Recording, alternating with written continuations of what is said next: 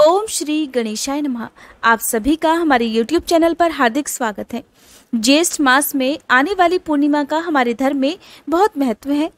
धार्मिक दृष्टिकोण की अगर बात करें तो पूर्णिमा के दिन पवित्र नदियों में स्नान करने के बाद दान पुण्य आदि कर्म करने का विधान है। इस दिन गंगा जी में स्नान करने से व्यक्ति की सभी मनोकामनाएं पूर्ण हो जाती हैं। जाने अनजाने में किए गए हर प्रकार के पापों का भी नाश हो जाता है।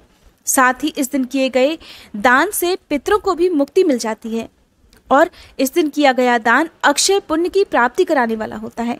साथ ही इस दिन सुहागिन महिलाओं को व्रत भी रखना चाहिए, क्योंकि इस दिन रखे गए व्रत से अखंड सुहाग की प्राप्ति होती है, पारिवारिक जीवन सुखद होता है, संतान से जुड़ी समस्याओं का निवारण होता है। इस दिन मुख्य रूप से भगवान शिव, चंद्रदेव और भगवान श्री हरि की पूजा करनी चाहिए। पूर्णिमा की तिथि चंद्र देवता को समर्पित होती है। ऐसे में जो लोग पूर्णिमा का उपवास रखते हैं उन्हें रात को चंद्र देवता के दर्शन करके ही इस व्रत को खोलना चाहिए। ज्येष्ठ पूर्णिमा इसलिए भी खास होती है क्योंकि इसी दिन बहुत सारी जगह पर हमारे देश में वट पूर्णिमा का व्रत भी रखा जाता है। इसलिए ज्येष्ठ पूर्णिमा को वट पूर्णिमा के नाम से भी जानते हैं। वट पूर्णिमा का व्रत, जिसे सत्यवान सावित्री की कथा सुनी जाती है, ये व्रत हमारे देश में महिलाएं अपने पति की लंबी आयु की कामना से रखती हैं। इस व्रत को निराहार और निर्जल रखा जाता है। इस दिन बरगद के वृक्ष की पूजा विशेष रूप से की जाती है। बरगद के वृक्ष में कच्चा सूत लपेटकर 7 बार परिक्रमा की जाती है। बरगद के वृक्ष को पंखे से हवा की जाती है। साथ ही इस दिन बांस के पंखे का दान करना चाहिए। मिट्टी के घड़े का दान करना चाहिए। अन्न, वस्त्र, रुपए, छतरी, जूते, चप्पल आदि का दान करने से कई गुना पुण्य की प्राप्ति होती है। आज की इस वीडियो में मैं बात करने वाली हूँ ज्येष्ठ पूर्णिमा की तिथि और शुभ मुहूर्त के बारे में। व्रत कब रखना चाहिए, स्नान दान कब करना चाहिए, किन चीज़ों का दान आपको करना चाहिए, क्योंकि पूर्णिमा के दिन दीपदान किया जाता है, तो दीपदान कब और कहाँ करें। साथ ही इस दिन चंद्रोदय का समय क्या रहेगा, क्योंकि पूर्णिमा के दिन आप बहते जल में दीपदान करते हैं तो उससे पितरों को मोक्ष प्राप्त होता है। जिस घर में पितृदोष होता है उस घर में पूर्णिमा तिथि पर बहते हुए जल में दीपदान करना चाहिए। साथ ही पीपल के वृक्ष की पूजा भी करनी चाहिए। तो साल 2022 में 14 जून मंगलवार के दिन वट पूर्णिमा है। इस दिन सुबह के समय व्रत रखा जाता है। दिन भर व्रत रखकर दिन में सत्यनारायण भगवान की कथा का पाठ किया जाता है और फिर शाम को चंद्र देवता की पूजा करके व्रत खोल लिया जाता है। पूर्णिमा की तिथि प्रारंभ होगी 13 जून सोमवार को रात में 9:04 से और पूर्णिमा की तिथि समाप्त होगी 14 जून मंगलवार की शाम 5:21 पर। इसलिए शाम की पूजा आप 5:21 तक कर सकते हैं। 14 जून मंगलवार को सूर्योदय का समय रहेगा सुबह 5:44, सूर्यास्त का समय रहेगा शाम 7:09 और चंद्रोदय का समय रहेगा रात 7:29 पर। जो लोग इस दिन सत्यनारायण भगवान की कथा का पाठ करते हैं वो शाम को पूर्णिमा तिथि समाप्त होने से पहले पाठ जरूर कर लें। उसके बाद रात को चंद्रोदय के समय आप चंद्र देवता को अर्घ दें। अर्घ देने के बाद अपनी ही जगह पर खड़े होकर ओम सोम सोमाय नमः या ओम श्रांग श्रींग श्रोंग सह चंद्रमसे नमः इस मंत्र का 3, 5, 7 या 11 बार आपको जाप करने के बाद अपनी ही जगह पर खड़े होकर 3 बार परिक्रमा करनी चाहिए। ऐसा करने से कुंडली में अगर किसी भी प्रकार का कोई चंद्र दोष है तो वो भी दूर हो जाता है। नौकरी से, व्यवसाय से, संतान से या विवाह से जुड़ी जो भी समस्याएं हैं वो समस्याएं भी दूर होती हैं।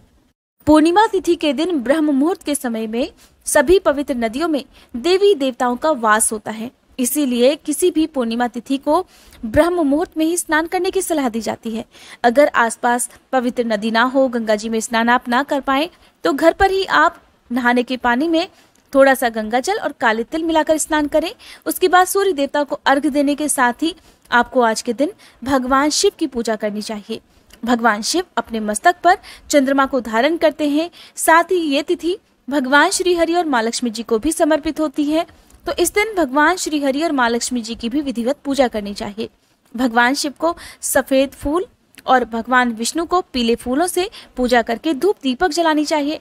आरती करके आपको व्रत की कथा पढ़नी और सुननी चाहिए। उसके बाद आरती करके क्षमा याचना करनी चाहिए।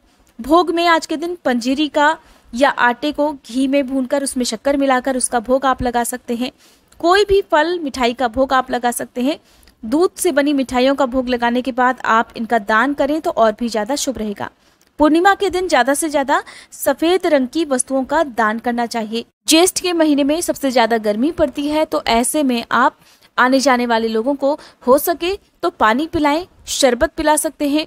जानवरों के लिए आप पशु पक्षियों के लिए पीने के पानी की व्यवस्था कर सकते हैं, गौओं को हरा चारा खिला सकते हैं। ये सारे कार्य ऐसे हैं जो अगर विशेष रूप से पूर्णिमा के दिन किए जाएं तो ये जो कार्य हैं इनका पुण्य कभी नष्ट नहीं होता है। इस दिन विशेष रूप से पीपल के वृक्ष की पूजा की जाती है। पीपल के वृक्ष की पूजा करके वृक्ष की जड़ में मीठा जल अर्पित करना चाहिए। माँ लक्ष्मी जी का ध्यान करना चाहिए। यदि आपकी कोई विशेष मनोकामना है जो पूजा करने के बाद भी, व्रत रखने के बाद भी पूरी ना होती हो, तो हर पूर्णिमा तिथि को आप पीपल के वृक्ष के नीचे बैठकर सुबह या शाम किसी भी समय आप इस उपाय को कर सकते हैं। भगवान श्री हरि का ध्यान करते हुए नवग्रह मंत्र का आप जाप करें। पीपल के वृक्ष में वास करने वाले सभी त्रिदेव अर्थात ब्रह्मा, विष्णु और महेश का ध्यान करें, फिर नवग्रह मंत्र का जाप करें।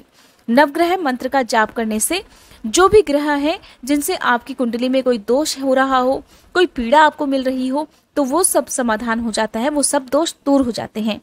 नवग्रह मंत्र है ब्रह्मा मुरारी त्रिपुरांतकारी भानु शशि भूमि सुतो बुधश्च गुरुश्च शुक्र शनि राहु केतव सर्वे ग्रहा शांति कराम भवन्तु।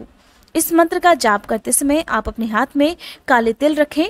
मंत्र का जाप आपको 11 या 21 बार करना है। उसके बाद आप इन तिलों को वृक्ष की जड़ में अर्पित कर दें। इसके बाद आपको 7 बार परिक्रमा करनी चाहिए।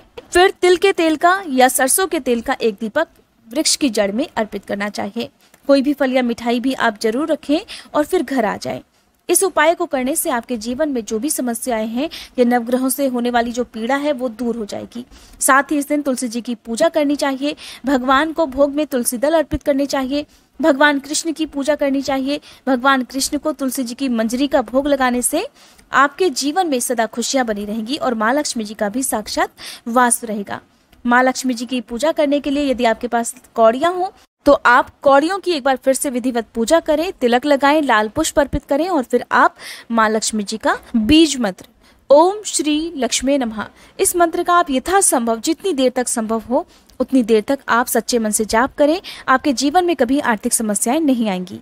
ये थी आज की वीडियो। अगर वीडियो पसंद आई हो तो प्लीज वीडियो को लाइक कीजिएगा। आने वाले समय में आप हमारे इसी चैनल पर सत्यनारायण भगवान की कथा और पूर्णिमा की कथा भी सुन सकते हैं, जिसके लिए आप चैनल को सब्सक्राइब कीजिएगा।